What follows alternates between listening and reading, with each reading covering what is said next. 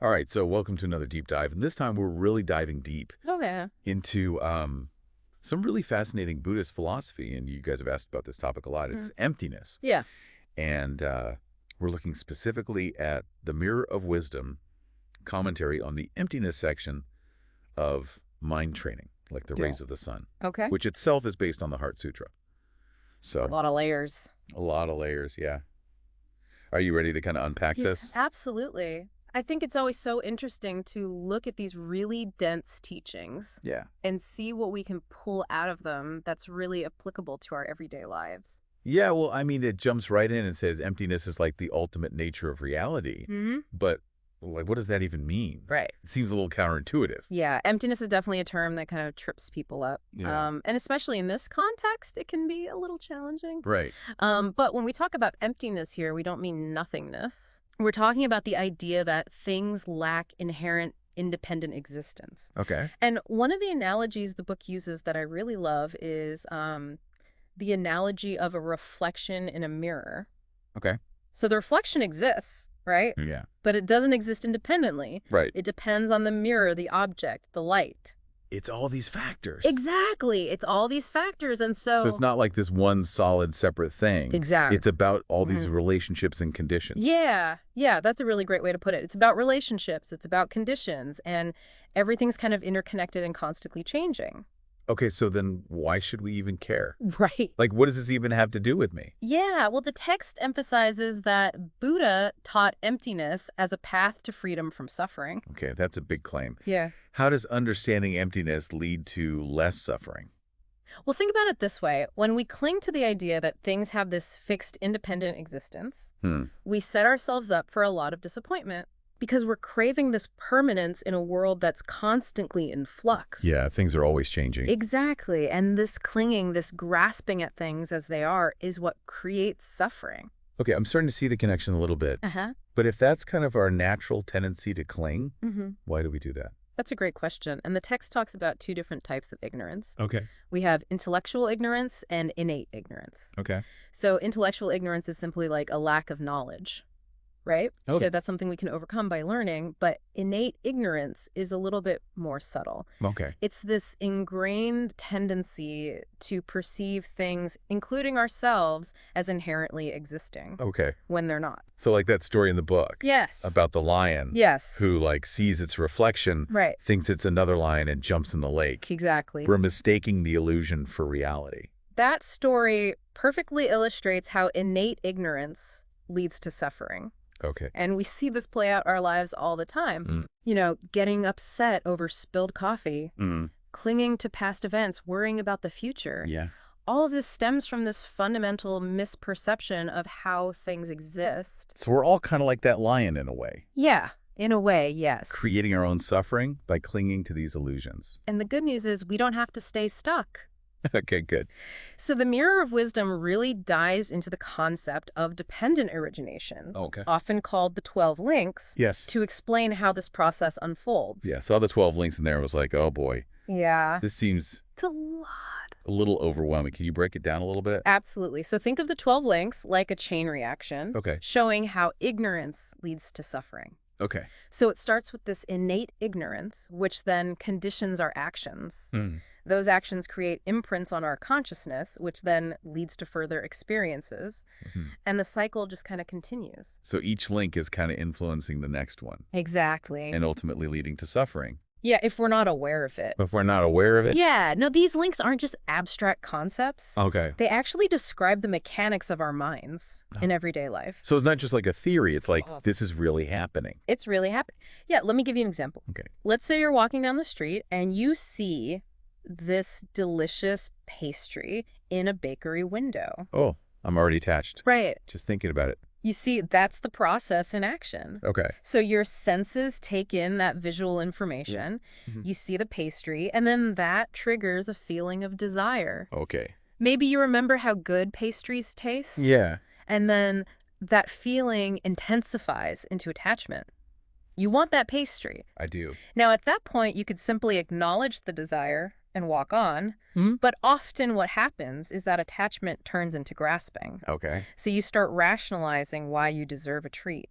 Yeah. You know, I've had a long day. I'll just get one this one time. One won't hurt. Exactly. Oh. Right. So you can see how those 12 links are kind of playing out in real time. Yeah, just even thinking about the pastry. Exactly. I can see how that can turn into suffering. Like, now I'm like, I got to go get that pastry. Right. Exactly. So if this is a cycle, can we break free? That's what I want to know. Like, can I get out of this cycle of pastry attachment? You can absolutely. And understanding emptiness is the key to breaking that chain. Okay. But it's not just a passive aha moment. Okay. It requires active training. Training? Okay, so it's like a mental gym membership or something. Kind of, yeah. So it's Not like to- training your mind to see through that illusion of inherent existence. Okay, what kind of exercises are we talking about? Well, the text highlights 3 core areas of training: ethics, concentration, and wisdom. Okay. And one of the analogies it uses that I really love is the warrior analogy. Okay. So you need a well-trained steed, Okay. which represents calm, abiding dream. You need a sharp weapon, which symbolizes wisdom. Mm-hmm. And then you need a warrior's code embodying pure ethics. I like that. That's good. So you have all these different elements that come together. So does it all or nothing? Like, do I have to become like an enlightened master Not at all. to see any benefit? No, it's a gradual path. Okay. And the text really emphasizes that even just starting to contemplate emptiness can create positive doubt about our usual perceptions. Yeah. It's like creating these tiny cracks Interesting. in that wall of inherent existence. So just like dipping our toes in the emptiness pool can start to shift things? Exactly. That's encouraging. And it's really about integrating these concepts into your practice, right? Okay. The mirror of wisdom stresses that reading about emptiness is not enough.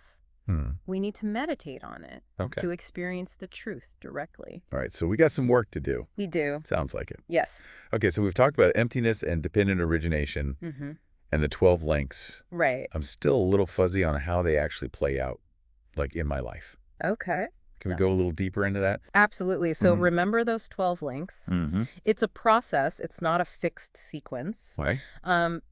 You know, let's take a situation from your own life. Okay. In your notes, you mentioned feeling frustrated recently. Oh, yeah. When a project you worked hard on didn't get approved. Yeah. Can we use that as an example? Sure. Yeah, that was a tough one. I really put my heart into it. Okay, so let's see how those 12 links might have unfolded in that experience. Okay. It likely started with that innate ignorance, Okay. that subtle tendency to perceive things as more solid and permanent than they are. Right. Perhaps you saw this project as a reflection of your worth. Oh, yeah. Or a guarantee of success. Yeah, looking back, I think there was definitely some of that going on. Right. I was really attached to the outcome. And that attachment is a key link in the chain. Okay. So when the project wasn't approved, it likely triggered feelings of disappointment and frustration. You definitely did. Right. So that's the link of feeling. Okay. And then that frustration led to some negative self-talk. Totally. Like, I wasn't good enough or all my effort was wasted. Right. And that's the link of becoming. Okay. Where those feelings solidify into a sense of self-judgment. Interesting. Or inadequacy. And then those thoughts and feelings fueled further actions. Yeah. Maybe you withdraw from others or gave up on future projects. Wow. It's amazing how clearly I can see those links now. Right. That you've laid it out like that. It's a domino effect. Yeah. One link leading to the next. Totally. But if we can see it like that, then can we interrupt it? Absolutely. Okay. Good. So imagine if in that moment of disappointment, you recognize that attachment to the project's outcome. You could have paused, taken a breath, and reminded yourself that this one setback doesn't define you. That would have been a game changer. Right. But the book also mentions something about purifying our negativities. Yeah. What does that even mean? So purification in this context is about recognizing and addressing the harmful actions and negative imprints that we've accumulated, Wow. you know, both in this life and in previous lives. Okay, so it's not about like erasing our karma or feeling guilty. No, not at Yeah. all. It's about taking responsibility and creating space for positive change. So it's like acknowledging the mess we've made and then cleaning it up. Yeah, Learning from our mistakes so we don't repeat them. that's a great way to put it. Okay. And the mirror of wisdom emphasizes the 4 opponent powers as essential tools for this purification process. 4 opponent powers. That sounds kind of like superhero skills or something. They are powerful. Okay. So first, we have the power of regret. Okay. Genuinely feeling remorse for the harm we've caused. Okay, so step one, own up to it. Exactly. Then second, the power of resolution. Okay. The firm determination to avoid repeating that harmful action. All right, so step two, vow to do better. Yes. What are the other two? Yeah, what are the other two powers? So third is the power of reliance. Okay. Connecting to something greater than ourselves. Mm-hmm. Whether that's the qualities of the Buddha or our own innate potential for goodness. Okay. This gives us strength and support.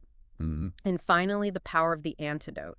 Okay. Actively engaging in positive actions Okay. to counteract those negative imprints. So it's like a balanced approach, Mhm. acknowledging the harm, Yes. committing to change, seeking support, and then taking positive action. That's the essence of purification. Okay. And the commentary highlights that even highly realized beings like Lama Tsongkhapa engaged in extensive purification practices. Wow, so it's not just a one-time fix. It's a continual process. Okay, so it's like even the most pristine mirror Right. needs a good cleaning every now and then Exactly. to reflect clearly. Yes. Okay, but how do we actually put these opponent powers into practice? That's where meditation comes in. Okay, so meditation isn't just about like relaxing Right. or stress reduction. No, it's an active tool for transformation. Okay, so the Mirror of Wisdom outlines a path Yeah, for engaging in meditation practice. absolutely. What is that? So it starts with establishing a strong foundation Okay. by contemplating the four preliminaries. Oh, yeah. The preciousness of human life, the inevitability of death, Mm-hmm. the law of karma, and the aspiration to be free from suffering. Right, so those preliminaries kind of set the stage Exactly. and remind us, like, why are we even doing this? Yes. This whole inner work thing. Exactly. And then the text goes into two main types of meditation: Okay. calm abiding and analytical meditation. Okay. I've heard those terms before. Can you kind of break those down? Absolutely. So calm abiding is like training a wild horse Okay. to be calm and obedient. Use techniques like focusing on the breath Okay. to tame distractions and cultivate mental stillness. So calm abiding kind of chills us out and gets our minds focused. Yeah, exactly. What about analytical meditation? So analytical meditation is more like using a sharp sword to cut through confusion and investigate the nature of reality. Okay. So we're using reasoning and logic to kind of deconstruct our ingrained beliefs. So we need both. We need both. The calm focus and then this kind of sharp insight. Exactly. And the commentary really stresses that we need both to truly understand emptiness. Okay. We analyze the concepts intellectually, and then we use calm abiding to contemplate those insights deeply. So it's like we need the mental clarity to see the problem Yes, and the mental stillness to actually solve it. that's a great way to put it. Okay. The text uses the analogy of a warrior going into battle. Okay. You need the well-trained steed of calm abiding, Mm-hmm. the sharp weapon of analytical wisdom, Okay. and that warrior's code of ethics. Right. So we're not just like passively observing emptiness. Right. We're actively like engaging with it, Yes. challenging our assumptions and training our minds. That's the power of the path. Okay. So it's a process. It takes time. It does. It's a gradual process. But even those small glimpses yeah, can have an impact. absolutely. That's encouraging. Yes. Okay. So we've explored this idea of emptiness and dependent origination, these 12 links, purification, and even touched on the importance of meditation. But how does all this actually translate to like my everyday life? Right. Like it's great to talk about emptiness in theory, Yeah. but how can I actually apply these teachings when I'm, faced with those everyday challenges? Yeah. That's the million-dollar question, right? Yeah.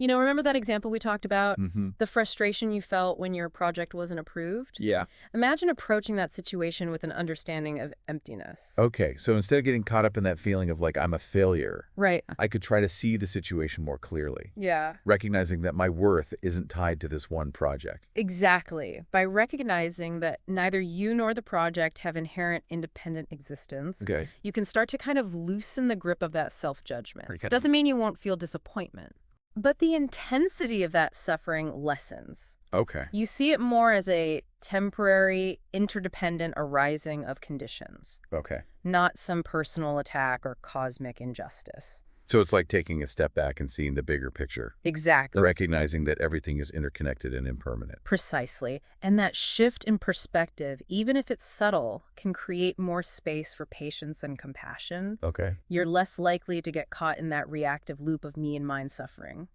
So emptiness isn't just some abstract philosophy. Right. It's like a practical tool Yeah. for navigating the ups and downs of life Exactly. That's the heart of it. with more wisdom and ease. Yeah, the Mirror of Wisdom reminds us that this journey is about continually deepening our understanding and integrating these insights into every aspect of our lives. Okay. It's about recognizing the impermanence and interconnectedness of all things. Including ourselves. Including ourselves, yeah. This has been an incredible deep dive. Mm. I feel like I've gained a whole new perspective on Buddhist philosophy and how it can actually, work in my life. Yeah. What are some key takeaways that I can kind of keep in mind? Sure. So first remember that emptiness doesn't mean nothingness. Okay. It's about understanding that things lack inherent and independent existence. Right. It's about relationships and conditions, Yeah. not these fixed, separate things. Exactly. Second, recognize that clinging to the illusion of inherent existence is the root of suffering. Okay. When we grasp at things as being permanent or solid, we set ourselves up for disappointment. So the key is to loosen that grip. Yeah. Cultivate a more open and accepting attitude toward change. Exactly. And remember that meditation is a powerful tool Yeah. for cultivating this understanding. Okay. By training our minds through calm, abiding, and analytical meditation, we can start to see through these illusions and experience the truth of emptiness directly. So it's not just about thinking about emptiness, it's about embodying it through practice. That's a great way to put it. And finally, remember that this is a journey, not a destination. Mm-hmm. Be patient with yourself, celebrate the small victories, and just keep exploring these profound teachings. Thank you so much for guiding me through this deep dive. It's been my pleasure. I feel like I've gained a lot of valuable insights that I can actually start putting into practice right away. Wonderful. I'm so glad to hear that. Yeah, and to our listener, we hope this has been a valuable exploration of emptiness and its implications for living a more fulfilling and meaningful life. And as always, keep those questions coming and keep diving deeper.